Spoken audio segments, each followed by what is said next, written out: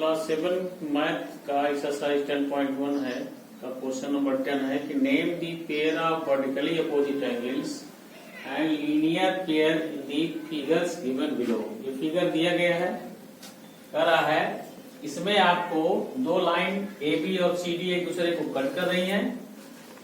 इन angle का नाम आपको लिखना है कि वर्टिकल अपोजिट एंगल किसे कहते हैं और लीनियर पेयर एंगल किसे कहते हैं। ये चीज आपको जानना है इस क्वेश्चन में और ये चीज लिखना है। तो आइए देखते हैं ये सोल्यूशन।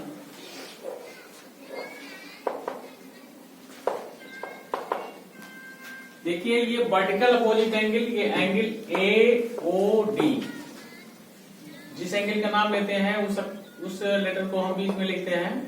तो लिखेंगे एंगल ए ओ डी और फिर एंगल बी ओ सी।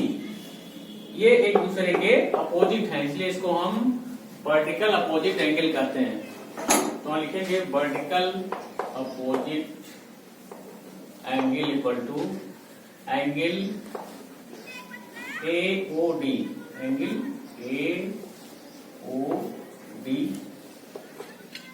फिर angle B O C, angle B O C. ये एक दूसरे के वर्टिकल अपोजिट एंगल है। फिर angle D O B, angle D O B और angle A O C, angle A O C. ये भी एक दूसरे के वर्टिकल अपोजिट एंगल हैं। अब आइए यहां पर हम लीनियर पेयर एंगल किसे कहते हैं।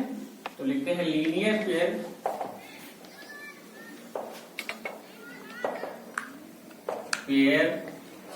एंगल किसे कहते हैं।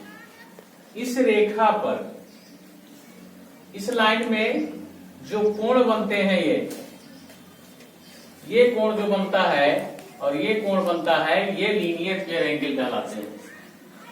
तो लिखेंगे equal to angle A O C, angle A O C and angle C O B, angle C O B. ये लीनियर पेयर एंगल है। एंड फिर इस रेखा पर लाइन डीसी, लाइन डीसी को हम देखते हैं। तो ये एंगल डी ओ सी, यानी एंगल यहां लिखते हैं एंगल डी ओ सी, या लिखते हैं D O B, C O B and angle D O B, and angle D O B.